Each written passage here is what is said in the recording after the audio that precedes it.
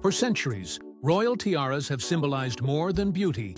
They've whispered secrets of power, rivalry, and betrayal. But when Queen Camilla allegedly made a bold move to take Princess Catherine's inherited Cartier Halo Tiara, Buckingham Palace went into complete chaos. Was this just about jewelry or a battle for dominance inside the monarchy itself? Behind every gem lies a deeper wound: jealousy, fear of replacement, and the haunting ghost of Princess Diana. The world saw Catherine as a modern heir to the monarchy. Camilla saw a threat. What happened behind palace doors the day the tiara vanished?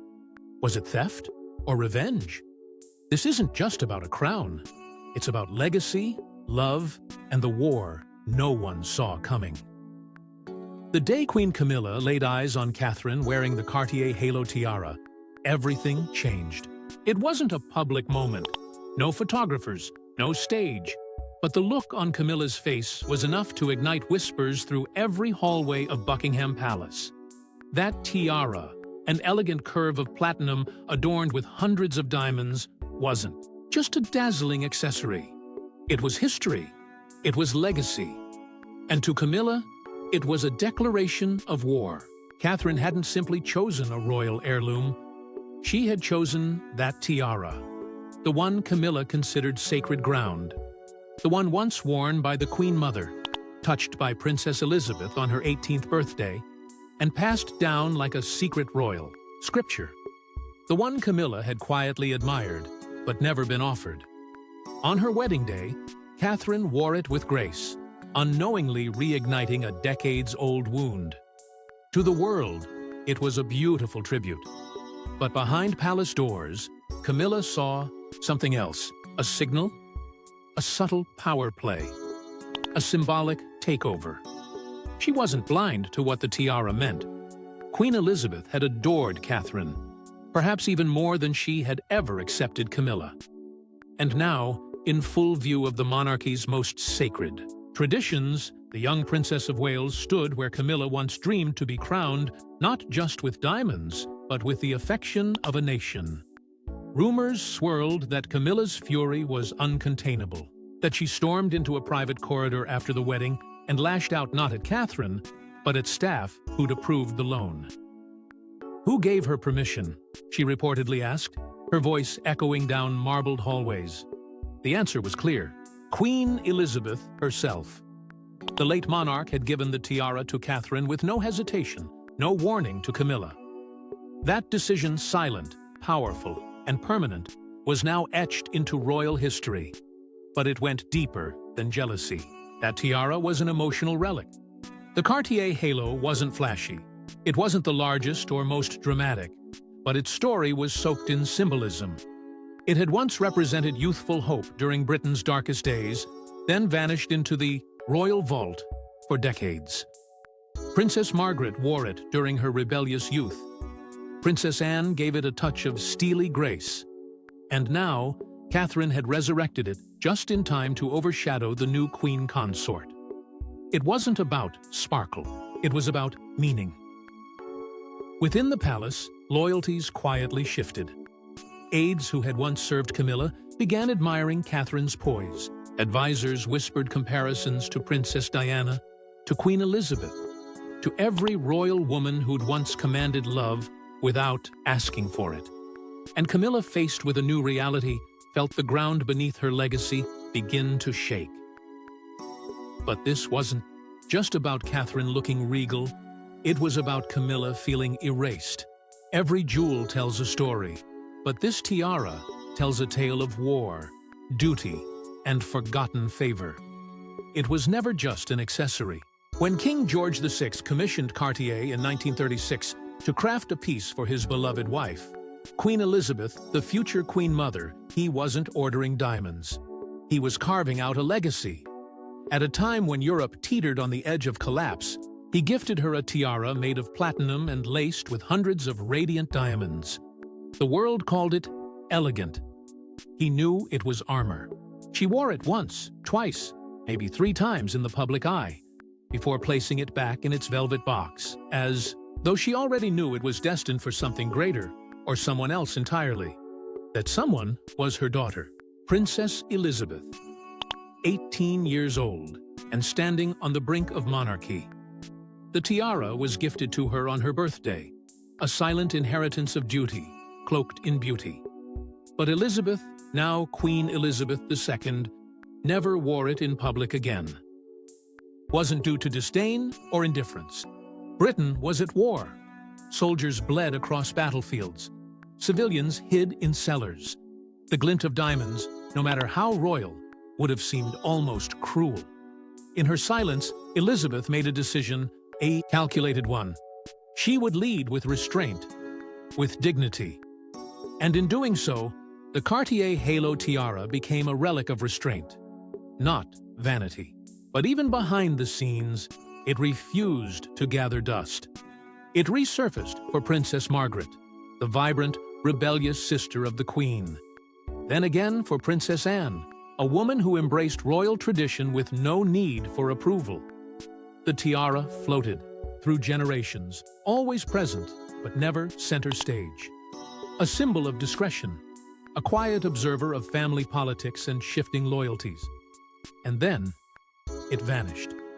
For decades, it was seen by no one, worn by no one, mentioned by no one. It was almost as if the monarchy had outgrown it or buried it deliberately. Then came Catherine, the woman the public had already anointed as the future of the monarchy. On her wedding day in 2011, she didn't choose the flashiest piece. She chose the Cartier Halo Tiara, the modest one, the one forgotten by time, but never stripped of meaning. When she walked down the aisle wearing it, royal historians felt a jolt. It was a resurrection, a deliberate echo of the past, a reminder of wartime restraint, royal dignity, and royal favor. But to some, it was more than that. It was Catherine claiming her place, not just as William's wife, but as Queen Elizabeth's spiritual successor. And the moment Catherine placed it on her head, she didn't just wear history, she rewrote it. From royal pariah to Queen Camilla, fought every inch of her way into the crown. What began as a quiet love story between two young aristocrats would unravel into one of the most explosive scandals the British monarchy had ever known. Camilla met Charles in the early 1970s, long before Diana was ever in the picture. Their chemistry was undeniable, but timing, bloodlines, and palace politics would crush their budding romance before it had a chance to fully bloom. Royal advisors feared Camilla lacked the pedigree to be queen. And so, under immense pressure and veiled commands, Charles left, the woman he loved. Camilla married Andrew Parker Bowles. Charles went off to marry a shy kindergarten teacher who would become the most photographed woman on earth.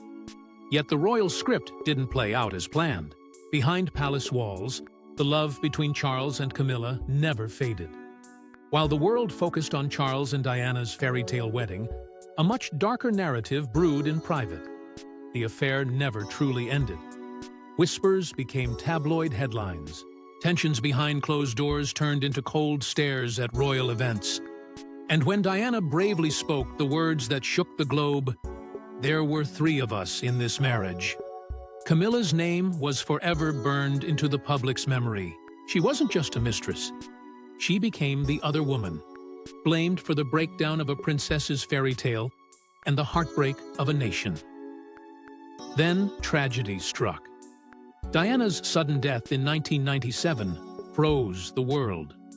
A collective grief turned into collective rage, and Camilla stood at the center of a firestorm. She was vilified, not only by the public, but by Queen Elizabeth herself. For years, Camilla remained hidden from public life, seen as an intruder, a shameful reminder of betrayal. But Charles didn't give up on her, and she didn't give up on him. In 2005, against all odds, the two were married. It wasn't a royal wedding. It was quiet, civil, deliberate. Yet even then, acceptance didn't come easy. The monarchy hesitated. The public scoffed. Headlines still echoed Diana's name. But Camilla, determined to rewrite her story, went to work. Slowly, she reshaped her image not with grand speeches, but with tireless devotion to causes that mattered. She championed victims of domestic abuse, campaigned for literacy, and became the quiet force behind over 100 charities. She didn't demand respect. She earned it. Over time, the media softened. The public, though never forgetting, began to understand. Queen Elizabeth, once opposed to the union, offered a rare nod of approval before her death, expressing her sincere wish that Camilla be known as Queen Consort when the time came. That moment arrived in 2023. Camilla, once dismissed as unworthy, stood beside Charles with a crown resting on her head, not by blood, but by persistence, patience, and pain. But just as she earned her crown, a younger, beloved royal princess started casting a bigger shadow. From an art-loving commoner to the most beloved royal Catherine was the future the people chose. Born into an upper-middle-class family in Berkshire, there was nothing in Catherine Elizabeth Middleton's early life that suggested she'd one day become the cornerstone of the British monarchy. Her father was a flight dispatcher, her mother, a former flight attendant. No palaces, no titles, just a girl who loved painting, photography, and family. But fate doesn't always care about bloodlines. And when Catherine stepped into St. Andrews University in 2001, she wasn't looking for a crown. She was simply following her passion for art history. But that passion would soon place her in the orbit of a young prince haunted by tragedy and burdened by expectation. Prince William had endured a childhood under a relentless spotlight, the loss of his mother, and the crushing weight of a nation's dreams. In Catherine, he found not just beauty, but calm. Their connection was immediate, but quietly guarded. For years, they dated in secrecy, evading tabloids, hiding from the cameras that had hounded Diana into a grave. But when the world finally caught on, the circus returned. The press dissected everything: her family, her clothes, even the way she smiled. Still, Catherine didn't flinch. She stood still in a storm few could survive. And when William placed Princess Diana's sapphire engagement ring on her finger in 2010, it was more than a proposal, it was a transfer of legacy. A gesture that told the world Diana's story wasn't over. It would continue through her. Their wedding in 2011 captivated the globe. But it wasn't just the fairy tale gown or royal tradition that stole the headlines. It was her. Catherine walked into Westminster Abbey and out into history, not just as a duchess, but as a symbol of modern monarchy. And she didn't waste time proving it. Quietly, with little fanfare, she went to work. Mental health, children's welfare, addiction recovery, art therapy. Each cause she championed, she did with sincerity, with empathy. She didn't perform royalty. She redefined it, and the people responded. Suddenly, the public was calling it the Kate effect. Everything she wore sold out. Her appearances drew crowds. Her grace reminded many of Princess Diana, but without the chaos, without the heartbreak. As Queen Elizabeth aged, Catherine's star only rose.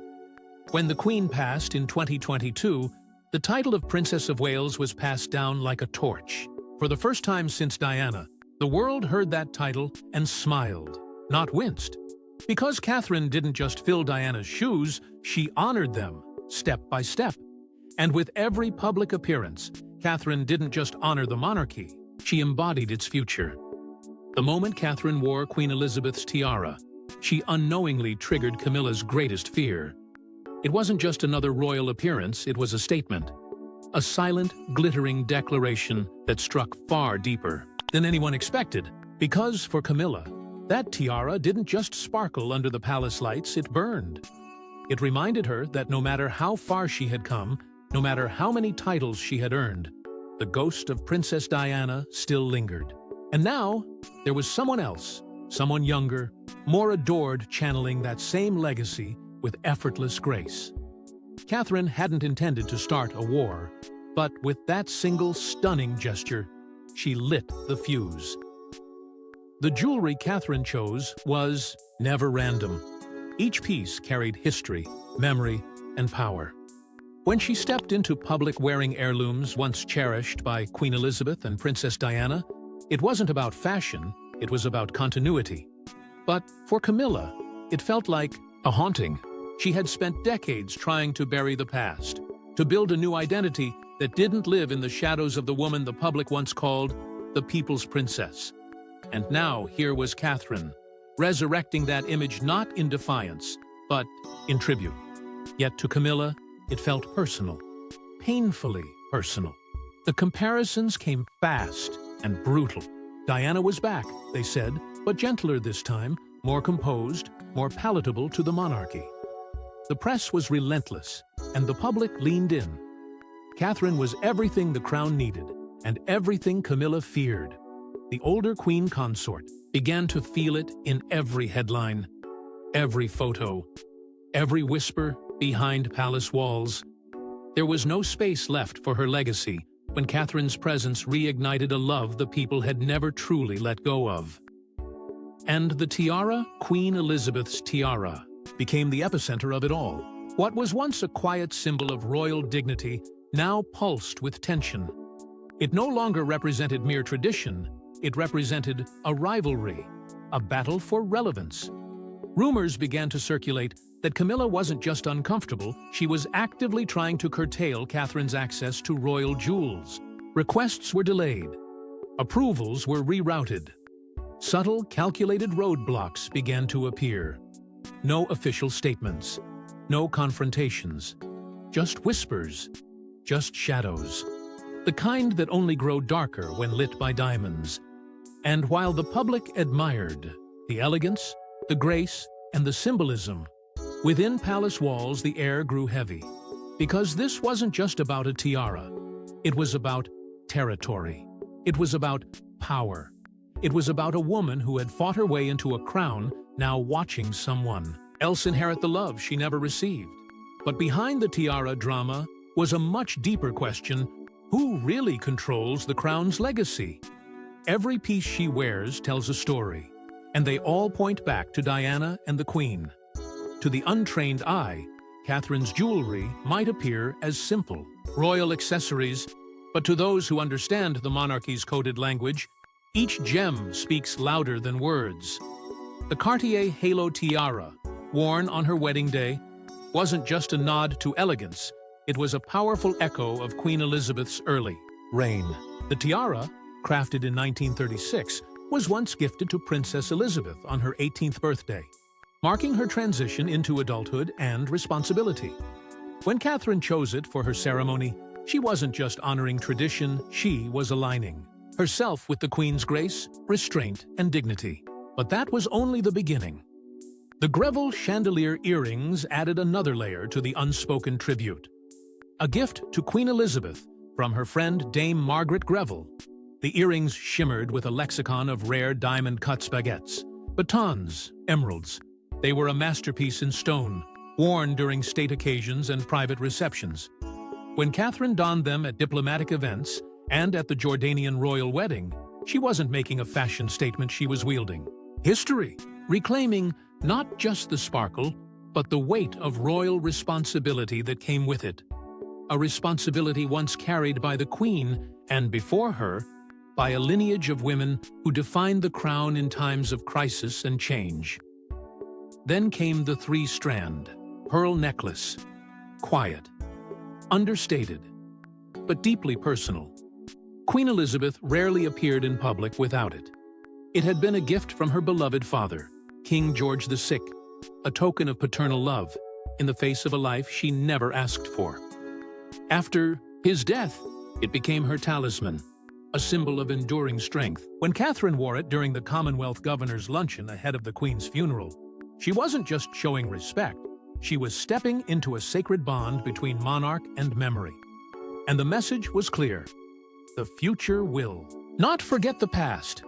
The symbolism continued with the diamond and pearl leaf earrings first seen on Queen Elizabeth during her 2003 visit to Nigeria. Catherine chose them for Remembrance Sunday, standing before military families, honoring fallen soldiers. And with every appearance, the pattern grew clearer. The public saw a woman paying tribute, a duchess embracing legacy, a princess walking through history with intention and reverence. But Camilla saw something else entirely. To her, these weren't innocent choices. They were claims subtle but undeniable. Catherine wasn't just wearing jewelry. She was wearing approval. She was wearing affection. She was wearing the monarchy's future. Every brooch, every gem, every tiara was a reminder that admiration once withheld from Camilla now flowed freely towards someone else.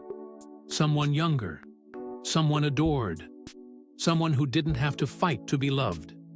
But what Catherine wears on her head is far less powerful than what she represents in people's hearts. In a final act of defiance, Queen Camilla made her move, not in public, but behind palace doors. The cameras didn't catch it. The press didn't print it. But insiders whispered about a moment so telling, it cut deeper than any headline. It wasn't the words themselves, it was the message behind them. Camilla allegedly instructed that Catherine's parents enter Buckingham Palace through the servants' entrance, not because of protocol, but because of power. It wasn't tradition, it was a reminder, a statement, that no matter how far Catherine had come, there were still lines Camilla believed she could draw. These weren't the grand gestures of a queen. They were quieter, colder. Seating placements at state dinners mysteriously shifted. Invitations were reworded. Jewelry once earmarked for public appearances was suddenly unavailable. Subtle snubs cloaked in etiquette, delivered with a smile but sharp as a dagger. Camilla wasn't battling Catherine's style, she was battling her symbolism. Because Catherine didn't just represent the future of the monarchy, she represented its evolution. And that terrified Camilla more than she'd ever admit. The traditional institution Camilla had finally secured a place in was now slipping toward something new, something younger, something beloved. William and Catherine had made it clear they envisioned a monarchy that looked different, leaner, more transparent, more in touch with the people. Camilla saw this as a threat to everything she had spent decades trying to protect. Not just the crown, but her place in it. She had clawed her way into respectability, reshaped public opinion, and buried scandal beneath years of royal duty. And now, just as she had finally settled into her role, Catherine was shifting the ground beneath her feet. Unconfirmed reports began to swirl rumors that Camilla was quietly working to reclaim specific pieces of Queen Elizabeth's jewelry. Pieces she felt were meant for her, not for the woman she once opposed becoming part of the family, not for the princess who, without saying a word, was stealing the affection of a kingdom Camilla had only just begun to win over. But no matter how many moves she made, how many rules she bent, one truth remained. Catherine didn't need to fight back. Her power wasn't in confrontation. It was in presence. But if Camilla thought she could shake Catherine, she underestimated the quiet strength of a rising queen. In the end, the tiara wasn't the prize, it was the proof of who the people believe in. All the diamonds in the royal vault couldn't mask the truth that was now impossible to ignore. The real battle had never been about jewelry. It was about direction, about who would carry the monarchy into its next chapter, and who would be left behind in its gilded shadows. Camilla, the queen who had clawed her way into public favor, fought for every ounce of respect she held. She had endured scandal, survived public hatred, and spent years polishing an image that once seemed irreparably tarnished. Her journey was steeped in resilience, but no matter how hard she fought, the crown she wore never seemed to sparkle quite as brightly in the eyes of the public. Catherine, on the other hand, never had to ask for the love of the people. It found her, quietly, consistently, unshakably. She didn't demand reverence, she earned it with grace, empathy, and strength. And while Camilla worked to protect the traditions of the past, Catherine became the embodiment of the monarchy's future. One anchored not in protocol, but in purpose. Where Camilla held tightly to the old guard, Catherine offered the promise of renewal, and the people chose silently, unmistakably. With every headline, every photograph, every outpouring of public admiration, the power dynamic shifted. Now, as King Charles gradually retreats from the spotlight, his legacy weighed down by time and illness, all eyes are turning to the couple standing just behind the throne. William, the reluctant heir molded by grief, and Catherine, the woman who brought light back into the crown. Together, they represent something the monarchy has rarely had hope. Not just survival, but rebirth. But that very hope is what threatens everything Camilla has built. Will she accept her place in history and fade into the background with dignity? Or will she fight to remain relevant in a kingdom already whispering its allegiance elsewhere? The tiara, once a silent relic in the royal archives, now gleams with far more than diamonds. It carries the weight of legacy, loyalty, and quiet rebellion. Its return to the spotlight didn't mark a victory of style. It marked the beginning of a war over soul and symbolism. A war that's not about who holds the crown, but who carries the heart of the people. Because in this royal tale, crowns may be inherited, but respect must be earned. Thanks for watching. Don't forget to like and subscribe, and we will see you in the next one.